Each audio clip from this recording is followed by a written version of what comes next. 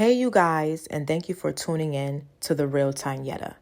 It's been a while, but I am back, and now tonight I'm going to talk about what are the origins of Halloween and the Bible's answer.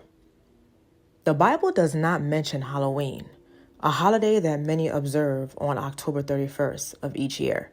However, the ancient origins and traditions of Halloween conflict with Bible teachings. Halloween's history and traditions. Do the pagan origins of Halloween matter? And why is it called Halloween? Halloween's history and tradition. Samhain. However, it is not pronounced like how it's spelled. It is spelled Samhain. The origin of Halloween can be traced to this, quote, ancient pagan festival celebrated by Celtic people over 2,000 years ago, end quote. The Celts believed that the dead could walk among the living at this time. During Samhain, the living could visit with the dead, end quote.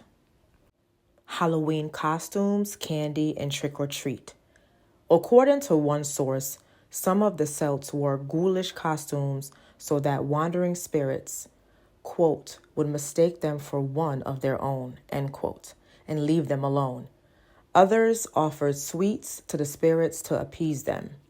In medieval Europe, the Catholic clergy adopted local pagan customs and had their church members go from house to house wearing costumes and requesting small gifts.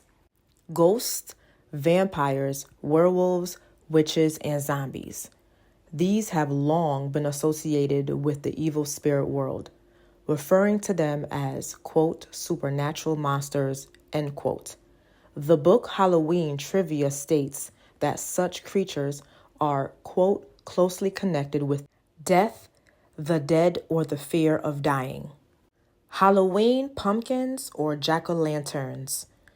In medieval Britain, people, quote, moved from door to door asking for food in return for a prayer for the dead, end quote. And they would carry, quote, hollowed out turnip lanterns, whose candle connoted a soul trapped in purgatory, end quote. Some sources say that the lanterns were used to ward off evil spirits. During the 1800s in North America, pumpkins replaced turnips because they were plentiful as well as easy to hollow out and carve. Do the pagan origins of Halloween matter? Yes. Although some people view Halloween as harmless fun, the practices associated with it are in direct conflict with Bible teachings. Halloween is based on false beliefs about the dead and invisible spirits or demons. Notice the following verses that show how God views the beliefs associated with Halloween. There must never be anyone among you who consults ghosts or spirits or calls up the dead. Deuteronomy 18:10-12. Meaning, God does not approve of efforts to contact the dead or even of giving the appearance of trying to have contact with those who have died. Now, I may ruffle some feathers, but this is the truth. And on my channel, that's all I talk about is truth. Doesn't matter how you feel. Doesn't matter how emotional you are. It doesn't matter your opinion, because opinion is just a belief. The truth is different. The truth is truth, and it's different from a belief or an opinion. Ecclesiastes 9, verse 5 says, "For the living know that they will die, but the dead know nothing at all, nor do they have any more reward." So you know what that means, guys? The dead knows nothing at all. The meaning to that is because the dead are unconscious, they cannot contact the living. So, quote, do not be participants with demons. You cannot drink the cup of the Lord and the cup of demons too. That is in 1 Corinthians 10:20-21.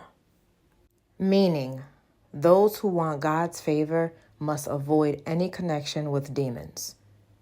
Quote, stand firm against the crafty acts of the devil, because we have a struggle against the wicked spirit forces. And that is in Ephesians 6:11 and 12. Meaning, Christians should oppose wicked spirit forces.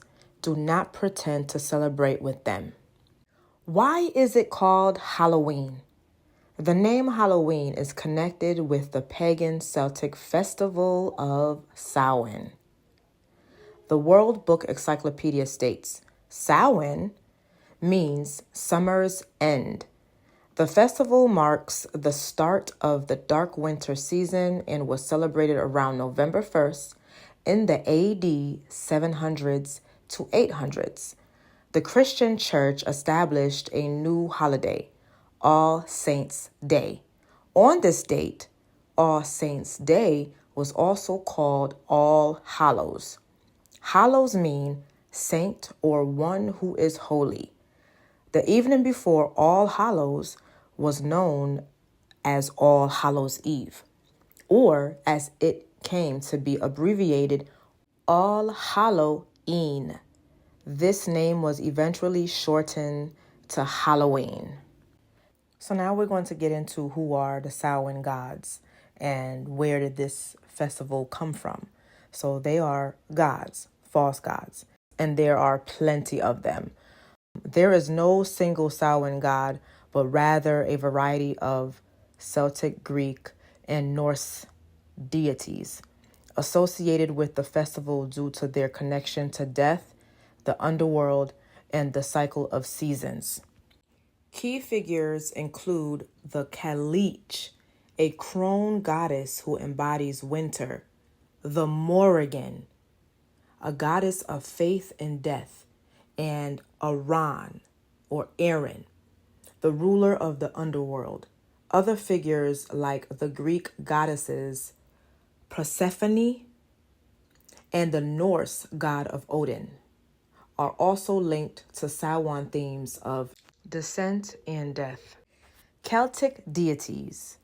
So, the Cailleach, an ancient crone goddess associated with winter, death, and the end of the harvest season. The Morrigan, a goddess of war, fate, and death who can appear in crow form and is linked to the cycles of destruction and rebirth. The Dagda, a father god who in some traditions has a yearly union with the Merrigan to secure protection for the coming year. Aran, or Aaron, the king of the Welsh underworld, Anwen, and a leader of the wild hunt, which is often associated with the period around Samhain. Manannán mac Lir, a god of the sea who acts as a guardian of the otherworld, where the spirits of the dead are believed to pass. Other deities with Samhain associations. Hecate, the Greek goddess of the underworld whose descent into the underworld during the dark months mirrors the season's decline. Anubis, the Egyptian god of death and their afterlife. Hel, the Norse goddess of the underworld. Odin, the Norse god who is said to lead the wild hunt during this time. Now we're going to talk about the origin of Halloween candy. Halloween candy can be traced to ancient traditions of offering food to spirits and the medieval practice of souling, where people exchange, quote, soul cakes, end quote, for prayers. The modern tradition of trick-or-treating for candy took off in the mid-20th century, boosted by candy companies marketing their products as easy, safe, and cheap treats, especially after public fear of tampered homemade goods made packaged candy a preferred alternative. The ancient Celtic festival of Samhain is a root of Halloween where people believed spirits walked the earth. To appease them, people would leave out food offerings. Soul cakes. During the Middle Ages, the tradition of, quote, souling, end quote, emerged. Children and the poor would go door to door offering prayers for the dead to exchange for, quote, soul cakes, end quote, a type of sweet bread. The origins of trick-or-treating remain unclear. It is believed to have stemmed from a custom known as souling, in which the poor went from home to home and prayed for the souls of each family's dead, in exchange for small cakes to eat. By the early part of the 20th century, Halloween was gaining a foothold as an American institution. Mass-produced Halloween costumes became commonplace, making Halloween one of the most profitable holidays on the calendar, earning retailers billions of dollars. Halloween's appeal transcends age, delighting both children and, yes, even adults alike. It's a day to step into costume, gorge on sweets, throw ghoulish galas, and scare ourselves silly. The truth is frightfully clear. Not even a silver bullet could stop Halloween now. Now we are going to talk about the phrase trick or treat. Trick or treat, as we use it today, was first recorded in 1927. One of the early uses was a Peanuts comic strip with Charlie Brown in the 1950s featuring the gang using the phrase tricks or treats. Soon the idea of homemade treats was given up in favor of store-bought treats, which were easier to stockpile, easier to serve, and considered safer to accept from strangers. So now we're going to talk about the costumes and the origin behind Halloween costumes. So if you notice, everything sounds repetitive because it's basically an evil origin. So every single thing about Halloween is to ward off an evil spirit or a deity or a demon. So this is what we're talking about when we say the origin of something, because it's all evil. Every holiday, birthdays, every single thing that is created by Satan is evil and demonic. Okay? And so this is why I created this page, so I can teach you the truth about history, origins. The costumes originated with the ancient Celtic festival of, here we go, Samhain, right? When people wore disguises to ward off or blend in with roaming spirits and other supernatural beings. This pagan tradition involved through practices like, quote, guising, end quote, and, quote, souling, end quote, where people would dress up and go door to door for offerings. Over time, the focus shifted, with early costumes often being frightening or representing mythological figures. But modern outfits now span a wide range of characters, celebrities, and superheroes. Believes. The Celts believed that on the night before the new year, October 31st, the boundary between the living and the dead blurred, allowing spirits to roam the earth. Guising. So we're going to talk about the meaning of guising. To hide from or confuse these spirits, people would wear costumes often made from animal skin and heads and go out in disguise. This practice is known as guising, is the ancestor of modern Halloween costume.